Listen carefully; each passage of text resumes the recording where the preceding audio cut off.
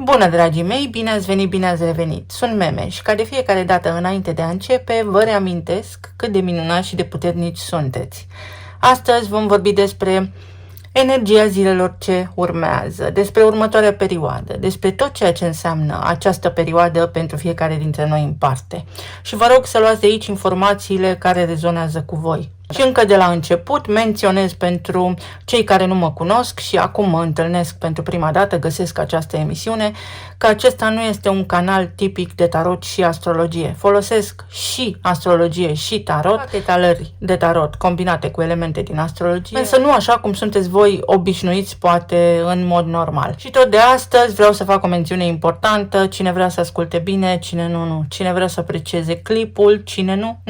Nu este nimeni obligat să o facă. Fiecare să aleagă pentru sine, pentru că de astăzi începând lucrurile vor sta diferit. Și pentru mine conjuncția dintre Saturn și Neptun se întâmplă în casa a noua, pentru că la nașterea mea soarele era în Berbec, în astrologie, în casa a noua.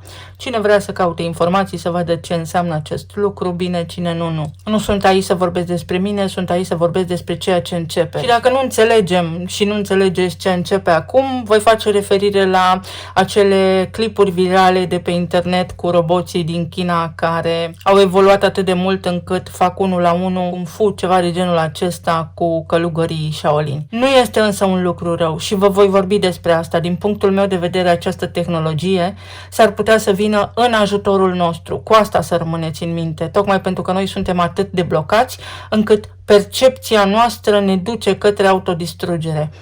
Și s-ar putea să fie util acest val tehnologic pentru ca noi să ne putem destupa mintea. Acum, încep cu partea introductivă în care voi continua informațiile din emisiunea de ieri, iar pentru a mă înțelege, ideal ar fi să mă ascultați în fiecare zi, sigur dacă doriți acest lucru, sau să reluați materialele mai vechi, pentru că așa am timp la dispoziție să livrez informațiile. Ieri am vorbit despre filmul Cei 100. Cine a înțeles emisiunea de ieri poate face lejer un pas în față, pentru că lucrurile pot deveni mai clare. Și vor deveni mai clare și în urma informațiilor de astăzi. Mă întorc la ceea ce am spus despre C1 Atlas, sau despre locul acela în care se planta dispozitivul, chipul inteligenței artificiale din filmul respectiv, adică zona de sub craniu, și veți vedea cum se leagă informațiile unele cu celelalte. Și acum continui în această emisiune ideea și adaug piesa esențială, C1, prima vertebră cervicală. În anatomie, ea se numește atlas, iar a doua vertebră, C2, se numește axis sau axă. Nu este o metaforă, sunt denumirile lor reale medicale. Iar aici începe legătura dintre structură și simbol. Întreaga noastră lume este redată în simboluri. Ce sunt C1 și C2 mai clar din punct de vedere medical? Asta pentru a avea voi un context clar, pentru a putea pune cap la cap informațiile. Coloana noastră cervicală are 7 vertebre. Primele 2 sunt diferite de toate celelalte. C1 sau atlas susține craniul. Este ca un inel osos pe care stă capul. C2 axis sau axa are o proeminență verticală, densul se mai numește, care intră în C1 atlas și permite rotația capului, adică ceva de genul acesta. Mișcarea da, când spui da, flexie, extensie, se face între craniu și C1. Mișcarea nu, de rotație, se face în mare parte între C1 și C2. Adică mișcarea capului sus-jos, stânga-dreapta, și vedem cum se face semnul crucii, de fapt. Mențiune, și crucea este tot o tehnologie, vom ajunge și la acele informații, pentru că totul este tehnologizat. Atlas sau C1 susține, axis sau axa C2 rotește. Împreună, acestea două creează axa mobilă a capului. Și de ce vă spun toate aceste informații? Pentru că există o puternică, strânsă legătură între evenimentul din data de 19 decembrie 2025, când cometa 3i Atlas, sau ce a fost ea, s-a apropiat de Pământ, a fost cât mai aproape de noi, să spunem așa. Fiți doar atenți puțin, pentru că totul se leagă. Legătura simbolică cu 3-1 Atlas poate fi extrasă în felul următor. Litera C este a treia literă din alfabet. C1 poate fi citit simbolic ca 3-1. Când apare ideea de 3-1 Atlas, ea reflectă structural C1 Atlas. Iar dacă întorci cuvântul Atlas, apare sonor și fonetic cuvântul salt. Iar în registrul simbolic un astfel de salt poate fi văzut ca o schimbare de nivel informațional, nu fizic, ci mental. Nu este la propriu un implant biologic. În momentul în care cometa respectivă s-a apropiat de câmpul electromagnetic al Pământului, așa cum credem noi că s-a întâmplat, cum ni s-a spus pe mediile acestea oficiale, a fost un flux informațional. Ceva s-a deslănțuit, ceva s-a implantat, ceva a început. Iar eu, din punct de vedere tehnic, pot să mă gândesc ca la o actualizare de date în sistemul deja existent. Nu a fost un implant biologic la propriu, ci o schimbare de paradigmă, care sigur că are legătură cu conjuncția Saturn-Neptun de la 0 grade berbec. Și vedeți emisiunile anterioare, pentru că am făcut acolo schițele foarte clar. Și spun aceste lucruri pentru că fundamental suntem energie organizată într-un câmp mai mare de energie. Toți suntem energie, tot ceea ce avem în jurul nostru este energie. Iar informația se actualizează prin simbol, prin sens, prin evenimente, ca și pe calculator. Dacă vă uitați în spatele sistemului de operare, veți vedea acolo event, adică ce s-a întâmplat cu sistemul de operare. Exact așa funcționează lucrurile. C1 și C2, ca și vertebre, lucrează în parteneriat. Am stabilit că C este numărul 3 și avem 31 sau 32. Ne uităm în permanență la absolut orice și așa cum percepem noi, dar și în oglindă. V-am explicat că atunci când ne facem un selfie, noi ne vedem în oglindă. Toată viața noastră este în oglindă. Percepția noastră este inversată. În consecință, îl citim pe 32 și pe 31 în oglindă. Avem numărul 13 care se găsește pe șirul lui Fibonacci, dar și numărul 23. Lăsăm deoparte 13 acum, care înseamnă transformarea, și ne uităm la 23 pentru că asta mi s-a părut mie extrem de relevant în acest context, în acest moment al vorbirii. Unde găsim extrem de important acest număr 23? În viața noastră. 23 este practic viața aici pe pământ și vom vedea de ce. La 23,44 de grade avem înclinarea axei Pământului, numită și oblicitatea axei terestre. 3,4 grade nord se află tropicul Racului. La 23,4 grade sud se află tropicul Capricornului. Iată astrologia. Cercurile polare sunt la aproximativ 66,56 grade. Iar de cele mai multe ori vom găsi numărul 66,6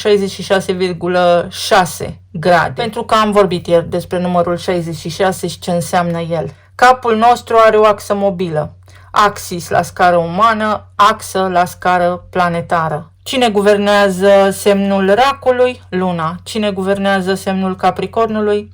Saturn. Care este rolul lunii în această poveste? Luna stabilizează înclinarea axei Pământului prin gravitație. Dar nu despre geografie și aceste lucruri vreau să vorbesc aici. Vă dau aceste detalii pentru că sunt importante.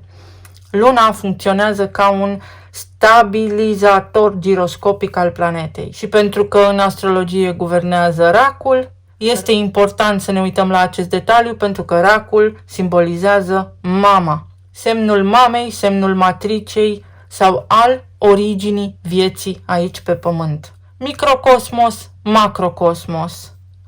Cu siguranță ați mai auzit vorbindu-se despre matricea lunii și a lui Saturn, pentru că sunt interconectate, iată. Concluzia acestei introduceri este următoarea, ca să înțeleagă toată lumea exact mesajul. În momentul în care pe 19, care este numărul AI, acea cometă s-a apropiat de câmpul electromagnetic sau de câmpul informațional al Pământului, s-a făcut un update, adică o actualizare de date în câmpul de informație. S-au transmis noi informații pentru ca noi și creierul nostru să le putem absorbi.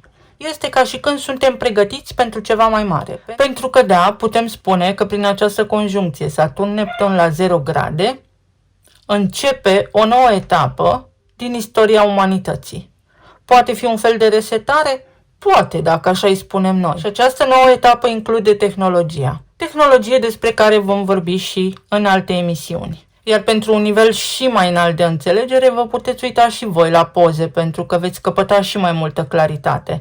Avem un 0 și un 1. Dacă scriem pe o foaie 0 și 1 sau O și I, avem cuvântul OI. Iar dacă îl citim în oglindă, avem cuvântul IO, input, output sau identitatea ta. Tu, aici pe pământ, cu un nou flux de informații. Pentru că Pluto este învărsător în afara limitelor în acest timp, sunt 10 ani, iată, din nou numărul 10, pentru că atât stă în afara limitelor, benefici pentru umanitate, puterea oamenilor, să facă fiecare pentru sine ceea ce trebuie făcut pentru evoluția sa. Dar cel mai important aspect din toate aceste lucruri pe care vi le spun astăzi este că nu va veni nimeni din exterior să facă nimic pentru noi, nu ne va ajuta nimeni. Zeii sunt mai mulți, nu doar unul, iar zeii la origini sunt frecvențe. Zei, avatare, figuri religioase și așa mai departe sunt mai multe, nu doar una, iar acele figuri în esență sunt toate frecvențe, ca tot ceea ce ne înconjoară de altfel. Și tehnologia este tot o frecvență și tehnologia este tot energie. Iar structura acum se schimbă. Pentru unii fascinant, pentru alții science fiction. Din nou, multe informații. Sper să vă fie clare. Să vedem ce ne spune energia. Din nou numărul 4. Yoga, contemplare, respirație. Această perioadă cu această conjuncție este un moment extraordinar de bun. Uite să îți poți rescrie informația, să-ți poți rescrie convingerile personale, pentru că se poate. Este și o perioadă în care reflectăm, sau poate fi vorba despre liniște în casa ta, poate fi vorba despre niște contracte care au legătură cu ceva aspecte pe zona imobiliară, poate fi vorba despre stabilitate la tine în casă, despre decizii importante care au legătură cu viața ta la nivel de plan fizic. Iar toate acestea trebuie gândite în liniște. Avem numărul 2, șiracul, conexiuni și mesaje, comunicare și conversații. Dublu sens. Dublu sens în ceea ce privește o relație, adică e nevoie de 2 oameni ca să danseze tango, sau este vorba despre a citi printre rânduri. Atunci când ești foarte liniștit, printr-o oră de tăcere, înțelegi cât din 10 ani de haos. Într-o conversație, dintr-o conversație, îți vine o idee atunci când ești calm, când sistemul tău nervos este relaxat. Îți poate veni o idee strălucitoare. Ia să vedem. Cherosen.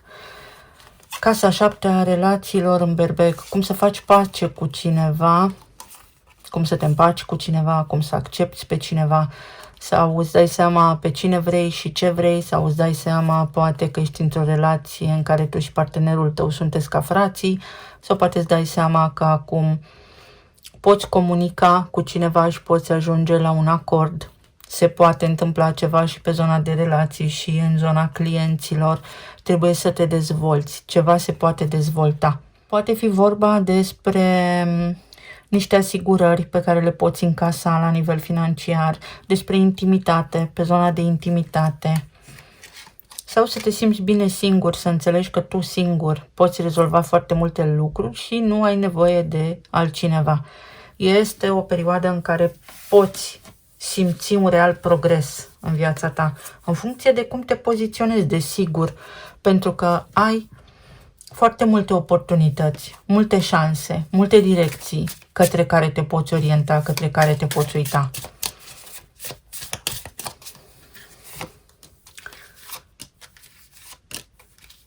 Mai pot fi și genul acela de situații care se tot repetă, să spunem că ai o discuție mai aprinsă cu cineva și îți dai seama că acel ulcior nu merge de multe ori la apă, că este o poveste fără sfârșit și o închizi. Să vedem, pe zona de relații, cred că am mai avut cândva aceste cărți, pajul de bâte și cavalerul de bâte, dar și 7 de monede. S-ar putea să fie câteva zile în care să fie necesar sau să fie ideal, să spunem așa, să dai dovadă de răbdare înainte de a acționa. Sunt zile care ne instigă nervos pentru că aceste planete sunt frecvențe destul de apăsătoare. Se întâmplă lucruri pe care noi nu le putem înțelege, iată cum se corelează datele și cât este de muncă pentru a înțelege practic lumea din care facem parte. Poate fi pentru unii dintre voi dorința de a evada din rutină, de a face altceva și pot fi niște călătorii, pot fi niște discuții, ieșiri din oraș pe care le faceți pentru a vă simți mai bine, pentru a vă relaxa, pentru a ieși din rutină, din cercul în care vă învârtiți, sau poate fi necesară răbdarea în această perioadă pentru că degeaba vă enervați. Sunt doar câteva zile, este doar o perioadă mai agitată, mai haotică, dar asta nu înseamnă că ceea ce ați clădit până acum trebuie aruncat la coșul de gunoi. Și asta este posibil aici. Depinde de fiecare dintre voi și de credințele proprii. Energia sugerează liniște. Fii atent când comunici și fii conștient de faptul că sunt zile agitate. 2 de spade. Nu reacționa din frică, din teamă. Nu pune răul înainte. Pe zona de relații este necesar în perioada următoare să nu punem răul înainte, să nu ne gândim la ce este mai rău. Pentru unii dintre voi mesajul este următorul. Asta este maximum sau ce a fost mai rău a trecut. Lumea și arcana lumea. 21 este un număr care se regăsește pe șirul lui Fibonacci și tot ceea ce se întâmplă până la numărul 21 în această matrice este lumea de jos, lumea morților, lumea încuiaților, ca în filmul lui Harry Potter. Adică orice îi face vor răspunde din tine reacțiile, programele, convingerile pe care tu le ai. Nu ești într-o poziție de obiectivitate deplină. Să fiți atenți în zilele ce urmează, în ceea ce se întâmplă, la ceea ce se întâmplă în viețile voastre, mai ales pe zona de relații, clienți, afaceri, relații conștiente 1 la 1 cu cineva, prieteni buni, pentru că veți răspunde din obișnuință, veți arunca cuvinte sau cineva s-ar putea, în ceea ce vă privește, să arunce așa cuvinte, să vă trateze ca și până acum, ori iertați și înțelegeți că în omul respectiv vorbește, să spunem așa, placa pe care am învățat-o până acum, ori puteți să faceți oamenii respectivi conștienți de ceea ce spun pentru că nu este ok. Sunt momente care pot aduce în viața fiecăruia dintre noi conștientizare la cote înalte. A fost și s-a dus, s-a terminat. Ceva se termină, ceva se încheie, dar asta nu înseamnă că este ceva rău. Ceva se încheie, scăpați de o povară și lucrurile încep pentru unii dintre voi să-și reintre într-un normal agreat de voi. Să vedem mai departe, pe zona financiară. Atenție și aici, pentru că și aici pot fi niște zile destul de agitate, în sensul că s-ar putea să întâmpinați niște dificultăți ca și în trecut. Încercați să fiți foarte realiști și să nu puneți totul la suflet. În perioada ce urmează, săptămâna aceasta, în zilele ce vor urma, nu puneți lucrurile la suflet și nu le luați personal, pentru că oamenii sunt precum roboții. Este ca și când am trăit apocalipsa zombie, să-i spunem așa.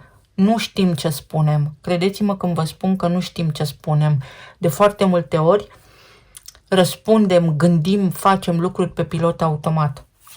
Pe de altă parte, se încheie ceva care vizează o concurență directă, se încheie ceva ce poate viza gelozie, se întâmplă ceva, ori cineva vă lasă în pace, vă dă pace, ori aveți voi nevoie de pace, asta înseamnă un concediu, ori vă treziți cumva la realitate, că vă luptați cu niște mori de vânt aici și că depuneți un efort la locul de muncă, spre exemplu, ca și când ar fi afacerea voastră, dar este un simplu loc de muncă.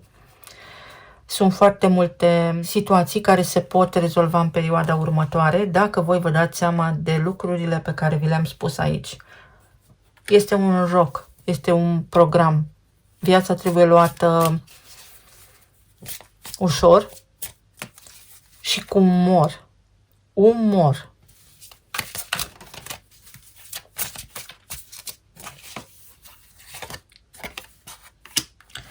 Înaltul preot ca și ieri, o autoritate. Ori rugați pe cineva să medieze o situație, ori vă apasă o situație din asta stresantă cu autorități, salarii, pensii, administrații publice, taxe, impozite, fel și fel de lucruri de genul acesta, care până la urmă se rezolvă. S-ar putea unii dintre voi, înainte de a fi bine, să fie nevoie să faceți un pas în spate. Adică să plătiți ceea ce trebuie plătit, spre exemplu o amendă, și apoi să o contestați. Ceva de genul acesta. Nu vă luptați cu morile de vânt. Și luna. Sunt câteva zile de confuzie. Luna este în strânsă legătură cu Saturn, chidere de ciclu. Se închide ceva. Poate fi vorba despre a părăsi sau nu un loc de muncă sau despre a mai aștepta un pic înainte de a lua o decizie radicală. Așteptați puțin pentru că piața muncii este destul de ciudată în acest moment. Și dacă vrei să-ți cauți un alt loc de muncă, ceva se întâmplă în piață pentru că toată lumea este speriată. Luna aduce frici. Lumea este speriată și când lumea este speriată, totul se blochează. Așa. Iar la nivel emoțional, turnul 7 de spade și asul de spade. O conștientizare extrem de bună, o conștientizare magnifică. Ceva ce îți aduce revelație. Lasă că voi găsi o soluție. Nu te sabota singur, nu intra în frică. Vom vorbi și despre numărul 16, ce înseamnă, pentru că are legătură cu creierul nostru, cu amigdala, cu sistemul nervos. Calmează-ți sistemul nervos, nu pica în această oală, în această situație de agresivitate, de stres, de haos, pentru că acolo rămâi. Nu te duce către ceea ce ai trăit deja. Nu repeta trecutul. Vorbim și despre o veste care te poate surprinde. Poți afla un adevăr, poți afla dacă cineva te-a mințit sau se face lumină într-o poveste extrem de complicată din viața ta. Această poveste poate avea legătură cu cineva, cu relația sau în sfârșit cunoști omul cu adevărat, poate partenera ta de viață are o izbucnire nervoasă și te surprinde acest lucru pentru că nu te așteptai. Nu cunoaștem oamenii lângă care trăim nici în 50 de ani. Nu ar trebui să fie o surpriză. Cunoaștem masca omului de lângă noi, dar nu ceea ce gândește în totalitate omul de lângă noi, așa că nu putem emite pretenții. Lumea și aici s-ar putea să fie un apogeu. Unii dintre voi să aveți așa o dorință de a vă da demisia sau de a pune un lacăt undeva, de a încheia o situație. Energia a debutat sau etalarea de astăzi a debutat cu acest sfat. Înainte de a discuta, calmează-te, mișcă-te în tăcere și înainte de a lua o hotărâre importantă pentru viața ta, respiră. Respiră adânc.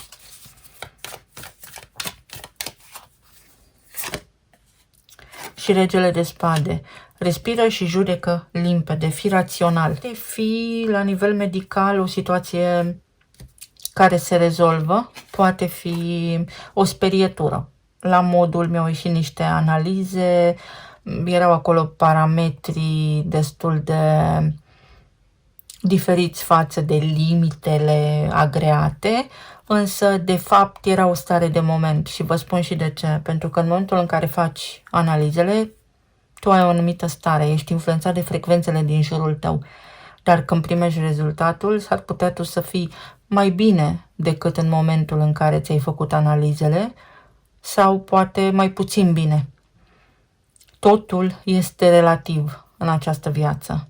Dar, pentru că stai de vorbă cu medicul care îți interpretează analizele, crezi că ești mai bine sau mai puțin bine decât în momentul recoltării analizelor. Exact așa este și aici.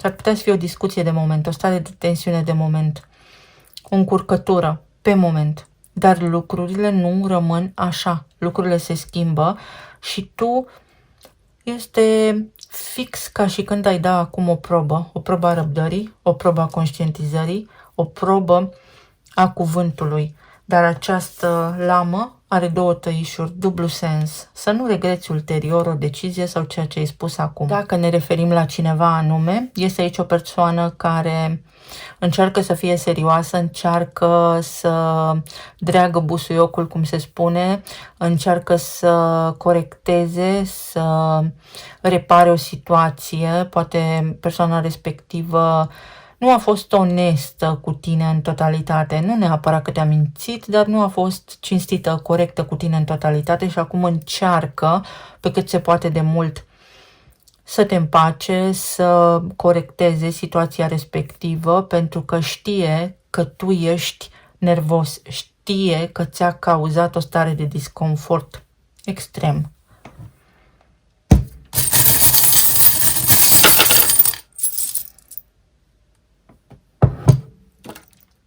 Ia uite, coloana vertebrală.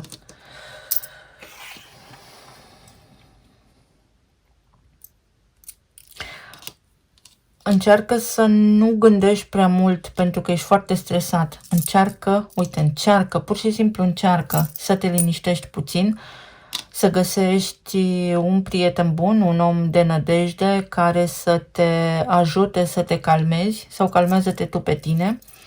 Pentru alții dintre voi este aici o chestiune care implică loialitatea, cinstea, morala cuiva și vă veți lumina. În acest sens veți ști. Aici vorbim despre tristețea în urma unui parteneriat, tristețea în urma unei interacțiuni avute cu cineva. Poate fi o simplă persoană, un străin, sau poate fi cineva relevant în viața voastră. Atenție la coșmaruri. Un coșmar. Ieșiți dintr-o situație care a fost precum un coșmar. Pi, ești constanta mea. Roata se învârte constant. Nu vă panicați, nu vă stresați, totul este trecător.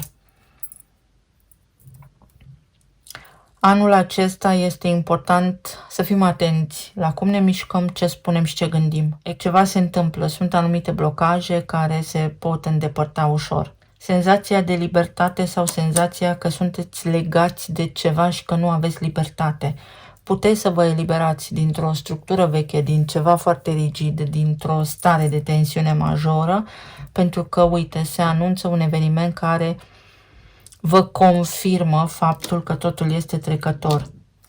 Pe de altă parte, cineva își face simțită prezența în viața voastră, vin și niște vești bune, vine și ceva succes, ceva bun pe zona de relații, o conversație elevată, o conversație cu sens, posibil niște scuze, posibil o confirmare care vă încântă, vă bucură. Avem aici roata destinului despre care am vorbit, arcul și unghiul, arc and angle sau archangel, sunt sigur că da, arcuri, unghiuri și modul în care cade lumina.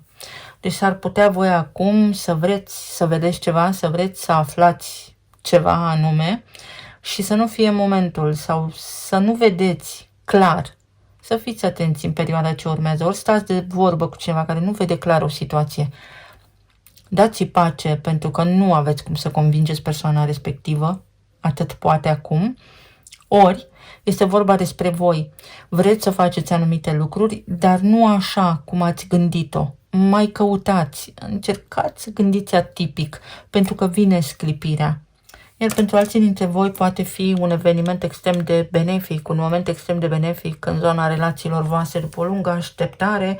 Uite că se trece la acțiune și totul este deodată, vă surprinde cineva cu o cerere în căsătorie, cu o mutare împreună, cu o excursie, cu o invitație în oraș, cu pasiune, cu fel și fel de lucruri. O persoană care nu că nu vă iubește, nu că nu este atrasă de voi, ci este extrem de temătoare.